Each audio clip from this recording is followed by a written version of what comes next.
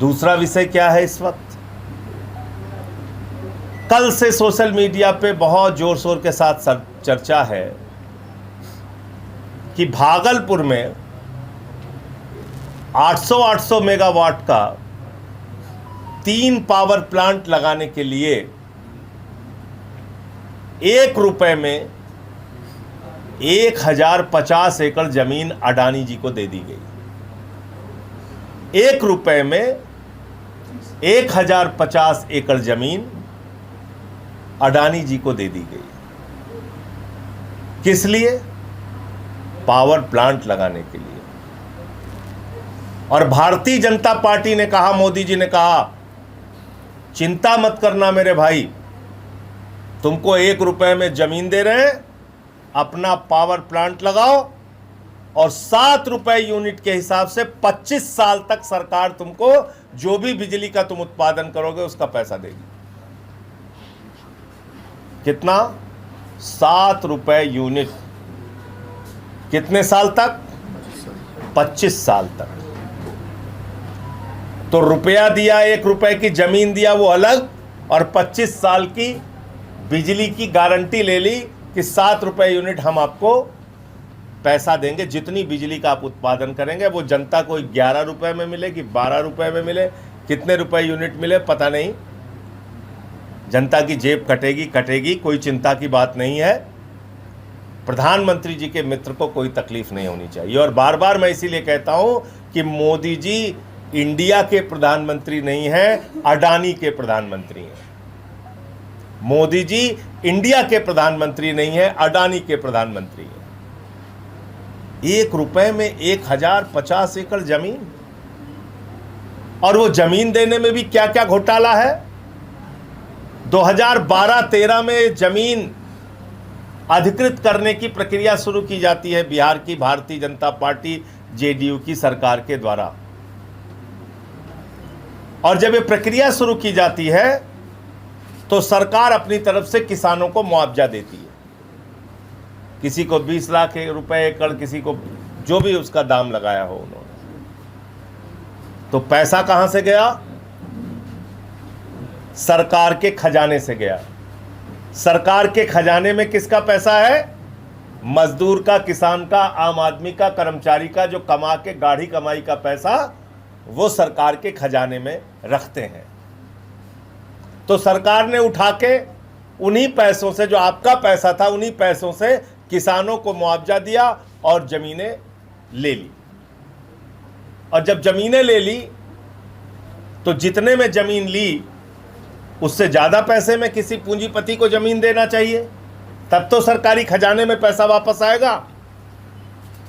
मोदी जी ने कहा हमारे दोस्त के साथ ये नहीं कर सकते, मेरा तो जन्म उसी को आगे बढ़ाने के लिए हुआ है। मैं तो भारत का प्रधानमंत्री सिर्फ और सिर्फ अपने दोस्त को आगे बढ़ाने के लिए हुआ हूं। कैसे उससे पैसा ले लोगे? तो 1050 एकड़ की जमीन 1 रुपए के हिसाब से अडानी को दे दी गई। और कागजों में क्या दिखाया गया? कागजों में कहा गया ये जमीन उपजाऊ नहीं है, 70% जमीन बंजर है। और उस जमीन पे जिसको कागजों में बंजर बताया जा रहा है, उस जमीन पर जिसको कागजों में रेगिस्तान बताया जा रहा है, उस जमीन पे 10 लाख पेड़ लगे हुए हैं। आम के पेड़, लीची के पेड़, और मालदा जैसा आम वहां से होता है जो आम प्रधानमंत्री और राष्ट्रपति को भी पहुंचता है भेंट के रूप में कि आम खाइए मालदा का, भागलपुर का। 10 लाख पेड़,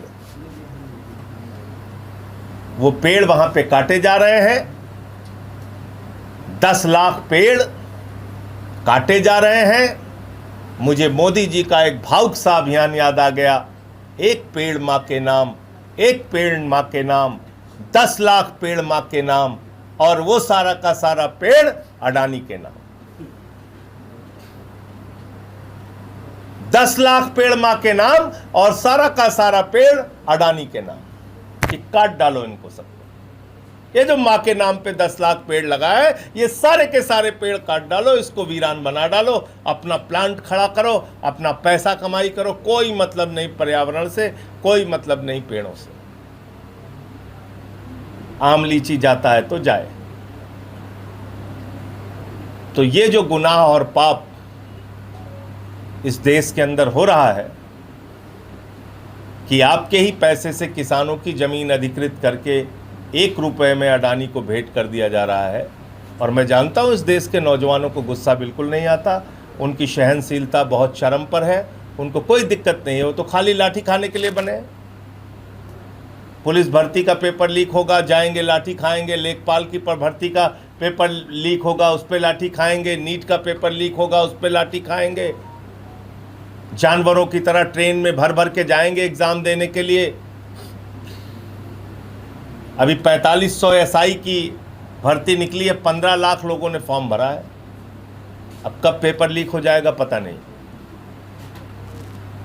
तो एक तरफ आप हैं, आपका भविष्य है, आपके साथ सरकार के रवैये जो खुले तौर पे दिख रहे हैं वो है तानाशाही का रवैया, और दूसरी तरफ उनके दोस्त हैं अडानी, उनके बेटे हैं जो कहीं क्रिकेट के नाम पे करोड़ों कमा रहे हैं, कोई ऐसे पावर प्लांट लगा के हजारों करोड़ कमा रहे हैं। तो नौजवान कहाँ प्राथमिकता में है, उनका रोजगार कहाँ प्राथमिकता में है, किसान कहाँ प्राथमिकता में है। और जब सरकार का नियम और कानून ये साफ तौर पे कहता है कि अगर 5 साल तक अधिकृत की गई किसान की जमीन उसी कार्य में इस्तेमाल नहीं की गई जिस कार्य के लिए अधिकृत की गई है, तो किसान को वापस मिल जाएगी। तो ये 1050 एकड़ ज़मीन जो किसानों से पावर प्लांट लगाने के नाम पे अधिकृत की गई थी भागलपुर में, ये ज़मीन वापस क्यों नहीं की गई किसानों को? 2012-13 में आपने अधिग्रहण शुरू किया और अब आपने जाके उसका पावर प्लांट का उद्घाटन किया और शिलान्यास किया और उसको भेंट किया, शिलान्यास किया है। तो इसलिए मैं फिर दोहरा रहा हूं, प्रधानमंत्री मोदी जी की प्राथमिकता इंडिया नहीं है, अडानी है, और वो पूरा देश और पूरे देश की संपत्ति उसके नाम पे सौंपना चाहते हैं। अब इस देश के लोगों को तय करना है, आप इन बातों से खुश होते हैं या नाराज होते हैं। अभी एसआईआर का एक मामला बहुत ज़ोर शोर से चल रहा है पूरे देश में। तो कल मैंने आपको बताया था महोबा ज़िले के एक गांव में 2 ऐसे घर थे जहां पे एक घर में 243 वोट और दूसरे घर में 185 वोट था। तो मैं तो इसी से बहुत ज़्यादा हैरान था। लेकिन केचुआ जो है उसने कहा कि हम इतने कमज़ोर नहीं हैं, ऐसे मत समझना हमें, हम मोदी जी के केचुआ हैं, हम बड़े बड़े खेल करते हैं। तो आज जो है ये दूसरा खेल निकल आया। अब क्या है, एक घर में 4271 लोगों का वोट है। उत्तर प्रदेश में भी वोट घोटाले, वोट चोरी की कार्रवाई डंके की चोट पे भारतीय जनता पार्टी और केचुआ ने शुरू कर दी है। मोदी जी का केचुआ और भारतीय जनता पार्टी दोनों मिलकर उत्तर प्रदेश के अंदर भी वोट की डकैती और चोरी करने के लिए आ गए हैं। आपने अब तक स्कूटर चोर सुना होगा, बाइक चोर सुना होगा, कार चोर सुना होगा, गहना चोर सुना होगा, घड़ी चोर सुना होगा। यहाँ पर वोट चोर आ गए हैं, इनसे सावधान हो जाइए, वोट चोरों से सावधान। अगर ये 4271 वोट एक ही घर में है तो 3 आदमी के परिवार में अगर एक वोट का भी आप आंकड़ा मान के चलिए तो करीब करीब 12,000 लोगों का एक परिवार है। इसको खोजिए, आप लोग दूरबीन लगा के खोजिए, कैमरा लगा के खोजिए, मोबाइल लेके खोजिए, टेलीस्कोप लेके खोज, जैसे भी आप खोज सकते हैं खोजिए आप। और पूरे गांव का वोट जो है वो 16,000 है। ये पूरे इस गांव का वोट जो है वो 16,000 है, जिसमें से एक ही मकान में 4,271 वोट है। तो मैं इस मकान के मालिक से कहना चाहता हूं, तुम अकेले चुनाव में प्रधानी खड़े हो जाना, जीत जाओगे, कोई जरूरत नहीं किसी से वोट मांगने की। ये हो रहा है, ये हो रहा है उत्तर प्रदेश में, ये हो रहा है। आम आदमी पार्टी ईमानदार और सच्चे लोगों की पार्टी है। हमारे कैंडिडेट सार्वजनिक रूप से जो चंदा लेते हैं उसकी डिटेल देते हैं, और वो 1.5 लाख रुपए का चंदा जो मुदस्सर को मिला वो कहीं से कोई गड़बड़ी का पैसा नहीं है, घोटाले का पैसा नहीं है, घपले का पैसा नहीं है। वो आम आदमी पार्टी के समर्थकों ने, कार्यकर्ताओं ने उनको सहयोग के रूप में दिया है। उसकी जितनी जांच तुम कराना चाहते हो कराओ, लेकिन तुम इन घटनाओं से पूरे देश के सामने एक्सपोज हो रहे हो। भारतीय जनता पार्टी इन घटनाओं से पूरे देश के सामने वो बेनकाब हो रही है। एक तरफ तुम पाकिस्तान के चरणों में बैठे हुए हो, पाकिस्तान के साथ क्रिकेट का मैच खेल रहे हो, तुम्हारे घरों के लड़के हजारों करोड़ रुपए कमा रहे हैं, और दूसरी तरफ आम आदमी पार्टी का जो कार्यकर्ता चंदा मांग के चुनाव लड़ता है उसकी जांच करा रहे हो, उसको प्रताड़ित कर रहे हो। ये तुम्हारी हकीकत है, ये तुम्हारी सच्चाई है। तो आम आदमी पार्टी केंद्र सरकार को और भारतीय जनता पार्टी को और जम्मू कश्मीर की इन जांच एजेंसियों को आगाह करना चाहती है कि दुर्भावना की ये राजनीति लंबे समय तक चलती नहीं। इसलिए आज जो आप कर रहे हैं उसका प्रतिफल भी आपको भविष्य में भुगतना पड़ सकता है। बहुत उत्साह और दादागिरी में इस तरह से हमारे कार्यकर्ताओं को प्रताड़ित करना बंद कीजिए। नंबर 1, आज 3-4 विषयों पे आपसे बातचीत करनी है, और जिसमें कि एक महत्वपूर्ण मुद्दा जम्मू कश्मीर से जुड़ा हुआ है। आपको याद होगा पिछले दिनों मैं कश्मीर गया था। हमारे विधायक महराज मलिक जी को जो अस्पताल मांग रहे थे अपने क्षेत्र के लिए, उनके ऊपर पीएसए लगा के उनको जेल में डाल दिया गया है। और पूरे क्षेत्र की जनता, कश्मीर की जनता, जम्मू की जनता सड़कों पे है, आंदोलन कर रही है, आवाज़ उठा रही है। तमाम संगठनों की ओर से आवाज़ उठाया जा रहा है कि महराज मलिक की गिरफ्तारी गलत हुई है। और मैं भी गया वहां पे, मुझे प्रेस कॉन्फ्रेंस करने से रोक दिया गया। हमारा धरना था प्रेस क्लब कॉलोनी में। वहां प्रेस कॉलोनी एक जगह है लाल चौक के पास, वहां धरने में मुझे नहीं जाने दिया गया। मुझे हाउस अरेस्ट कर लिया गया, और 3 बार के मुख्यमंत्री राज्य के, जिनके बेटे स्वयं इस वक्त मौजूदा मुख्यमंत्री हैं, फारूक अब्दुल्ला साहब,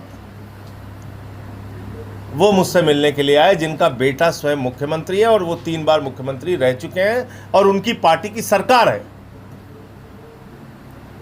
और आपने देखा होगा कि मुझे मिलने नहीं दिया गया। मैं गेट पे खड़े होकर उनसे बात किया। फिर मुझे पूरे सुरक्षा घेरे में एयरपोर्ट तक पहुंचाया गया शाम को, और वापस मुझे दिल्ली भेज दिया गया। अब मेरे आने के बाद वहां एक और नया घटनाक्रम शुरू कर दिया इन्होंने। अक्टूबर 2024 में हमारे कुछ प्रत्याशी चुनाव लड़े थे, और आम आदमी पार्टी का जो भी प्रत्याशी चुनाव लड़ता है, ज्यादातर उसमें ऐसे होते हैं जिनके पास खुद से पैसा नहीं होता, लोगों के चंदे से, सहयोग से वो चुनाव लड़ते हैं। तो ऐसे ही हमारे एक कैंडिडेट हैं मुदस्सिर हुसैन साहब, तो वो चुनाव लड़ रहे थे,